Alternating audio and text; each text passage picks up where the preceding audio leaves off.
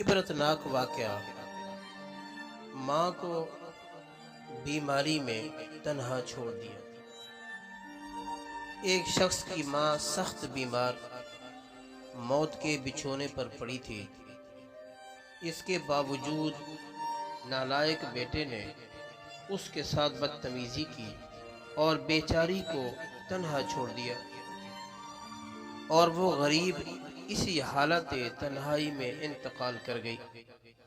वक्त गुजरता गया। 30 साल बाद उस नालायक बेटे को दस्त लग गए और निहायत कमजोर हो गया। हाथों का क्या यूं आड़े आया कि रो रो कर कहता सुना गया कि मेरे 3 बेटे हैं मगर मेरी बिल्कुल परवाह नहीं करते। मैं कई रोज से बीमार पड़ा हूँ मगर एक बार भी मिलने नहीं आए।